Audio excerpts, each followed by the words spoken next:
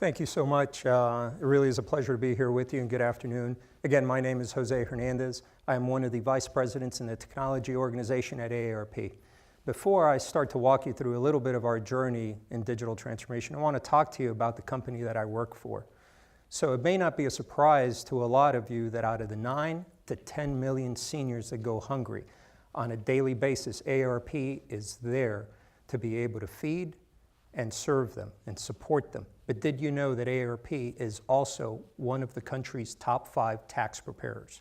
We provide tax aid to those that don't have the means, the seniors that don't have the means to be able to file and prepare their taxes. And we do it all for free from coast to coast in literal block parties with a sea and an army of volunteers. We have the largest circulation and the largest readership of any magazine in the world. We are one of the largest non-for-profits on the planet.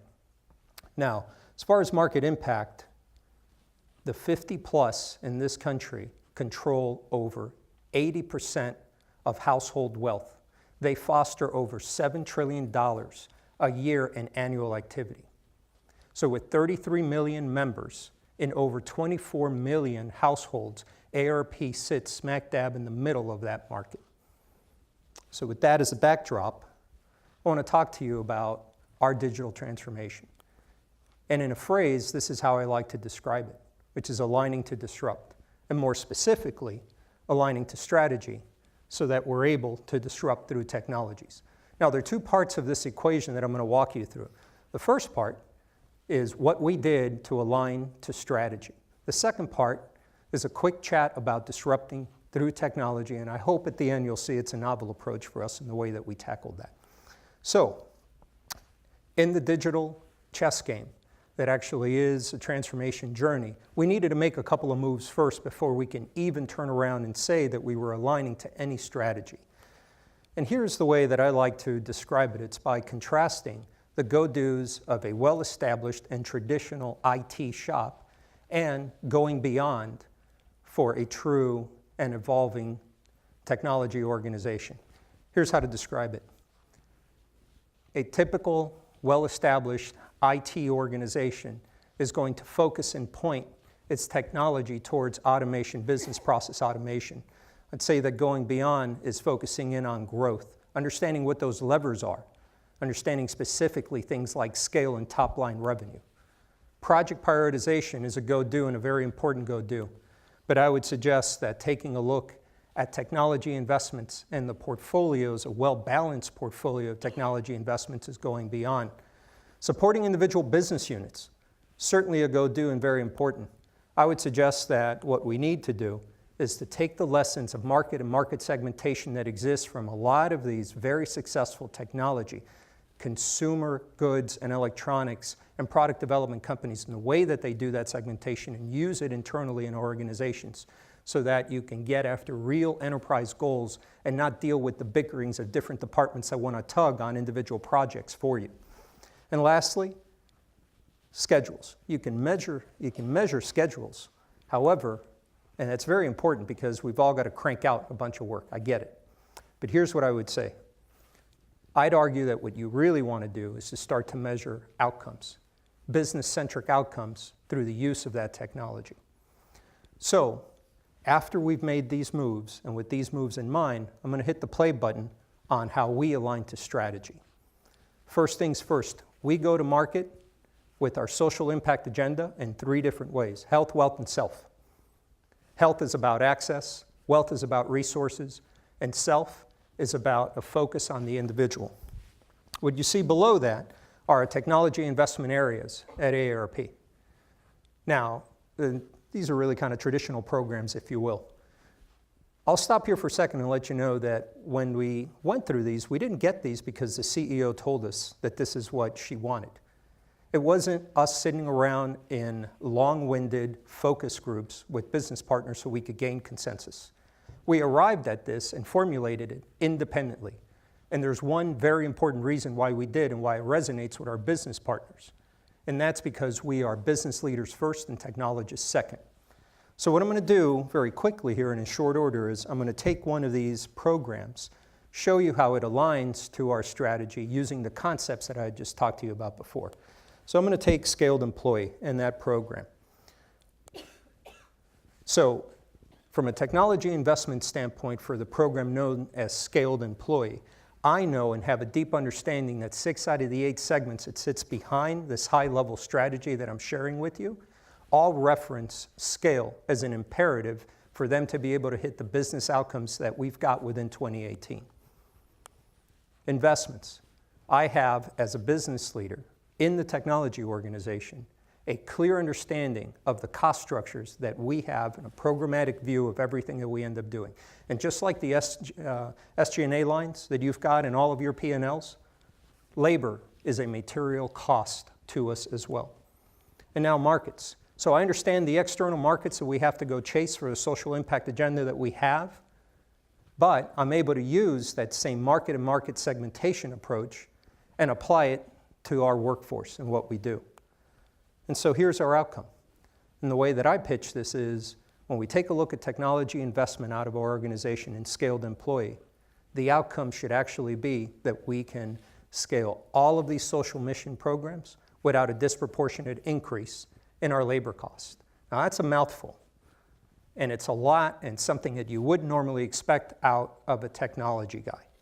But here's what I'll tell you. When I pitch this internally, and the last time I did with one of my executive colleagues, he stopped me because I tend to start to explain and say, well, this is how we're trying to get ahead of the business.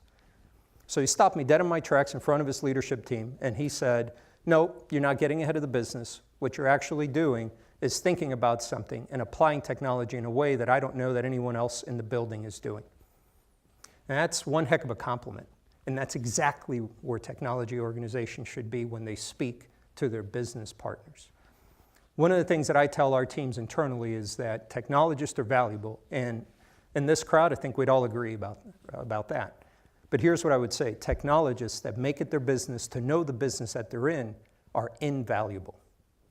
So, this is what we mean by aligning to strategy from our technology organization at AARP. Next thing that I'm going to walk you through is how we disrupt through technology. And so I, as I said in the introduction, I am both proud and excited to be the founder and executive sponsor of AARP's The Tech Nest. It is AARP's first university-based rapid prototyping innovation lab. It's actually a picture of it in the background before our grand opening. Let me tell you how it works. Here's the model. We leverage spring, summer, and fall student talent.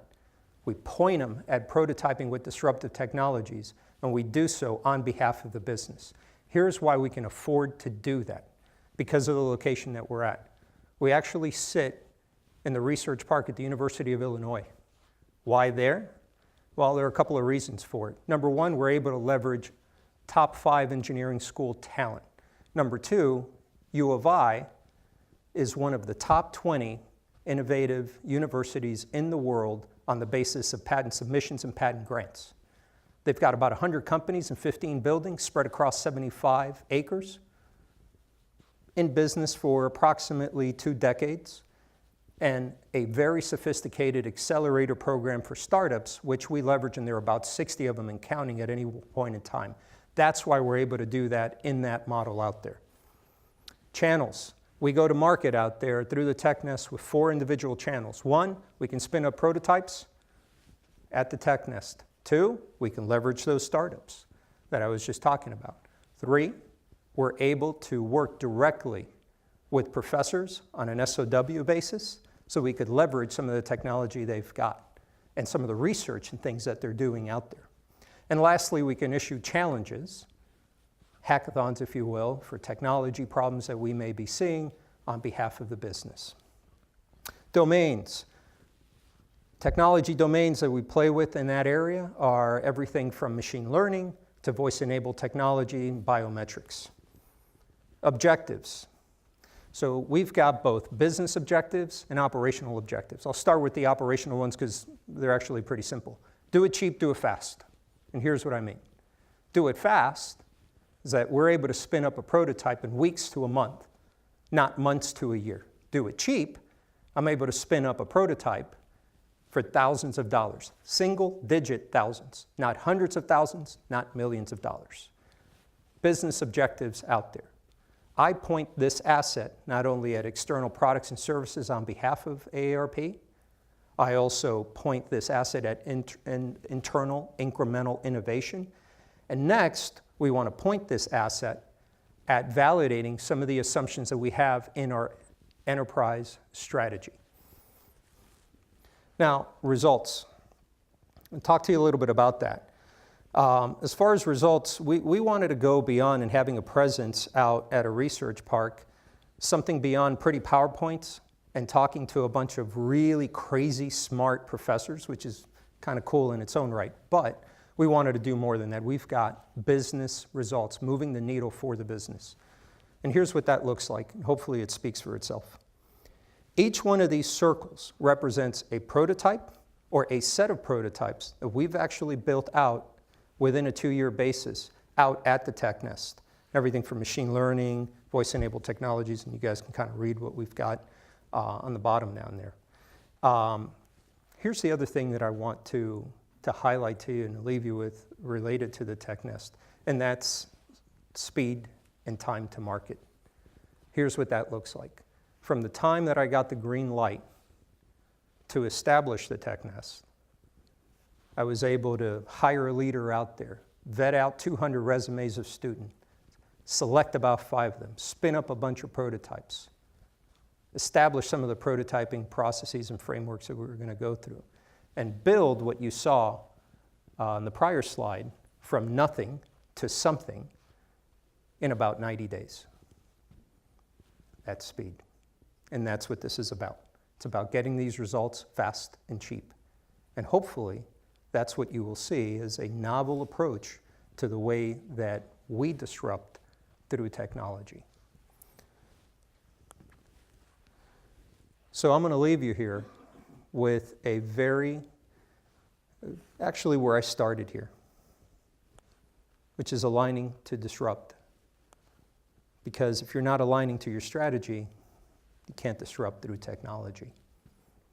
So now I'm going to hand it off to Carlos, who is going to pepper me with some really difficult questions, and I'll hand it off to you. Thank you, Jose. And Jose and I have worked for a long time, and he's been a great client of ours. And to me, it's just really interesting, seeing an association like AARP with the size and complexity, and really causing that social impact. And when we look at all these different technologies, tell us a little bit more about the strategy, the alignment to the strategy, and what that means at AARP from the overall strategy perspective. Yeah, absolutely. I think what I would say, first and foremost, two things. Number one, you won't see me put a qualifier on strategy. I try as best as possible not to say business strategy. And the reason is that my belief is that at AARP, we don't have a technology strategy, one for customer service and this and that. We have one, and that's the enterprise strategy. And the entire organization has to suit up and get behind it. And the reason why we can do that, which is kind of my second point, is the fact that we've gone through and very, very mature and the set of processes that we've gone through overall to be able to get to a very cohesive enterprise strategy.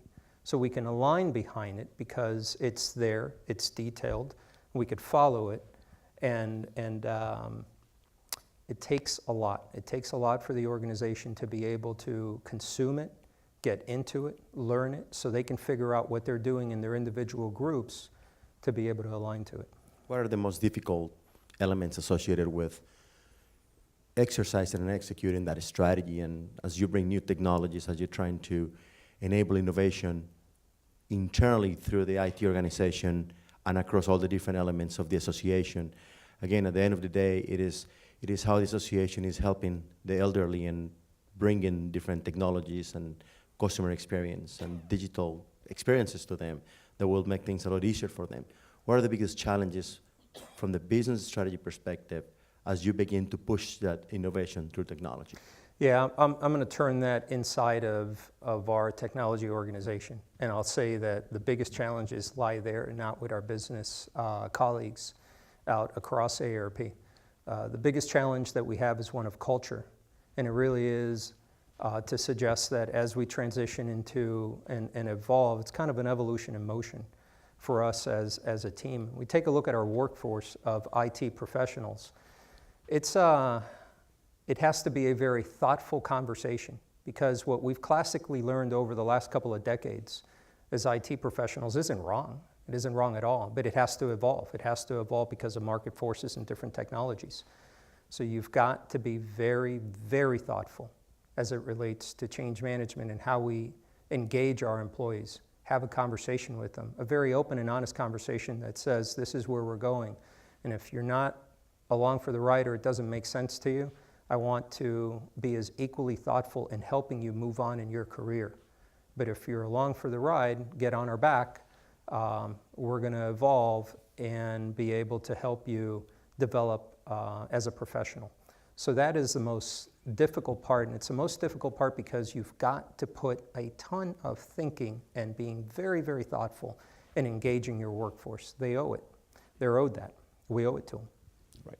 Now let's talk a little bit about TechNest. I think that it is a wonderful thing that you started, and a lot of great things are coming out of that. And what is the level of applicability out of those ideas, prototypes, and products that are being developed? What kind of successes are you seeing now being pushed as part of the different programs that AARP is offering to the members of the association? And what is the adoption? What is as you think about the what the IT organization is doing and what TechNest is doing from the creation ideation perspective, bringing all these prototypes to life. What is the level of bringing things from becoming prototypes to becoming real products? And the reason why I'm asking that question is we have a lot of great technology providers here, and I believe there is probably some interesting opportunities of partnership. In terms of they have capabilities, technologies, accelerators, but at the same time you are coming up with ideas that apply very directly to the benefits of the associations and the members. Yeah, no, that's a great question. So I've got to be a little bit careful and vague by design, so I'll just keep it very high level. What I would say is that we've had some very, very we've had a very balanced approach to incremental innovation across the organization by spinning up prototypes and a very successful set of external products and services that we've been able to prototype on behalf of the organization. So here's what I would say. Just because we're prototyping doesn't necessarily mean that the exact same thing that we're doing is immediately commercially available the next day, right? And those of you that have been through product development completely understand that. We do one thing really, really well out at the TechNest, and that's prototype, so that we can answer only one question. Will this work? Will it work fast and cheap? And then hand that off to some of the other elements of the organization. In doing that, we've been very successful. Part of that success is learning from your own failures. And I will tell you that out there we've learned just as much about what the technology looks like on a piece of paper and what it can really do, as much as we can see the applicability of it. But just to get to a further point on here, what I'm able to say is that one of the areas for me and for a lot of our executives that we have quite a bit of curiosity in the market to be able to understand how we can push technology on behalf of those that we serve is in the caregiving space, in particular remote caregiving and digital isolation for our members and for the 50 plus.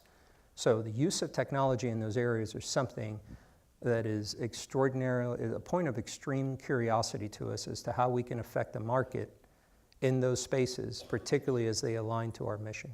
There's a lot of work there that we can explore and a lot of opportunities. Right.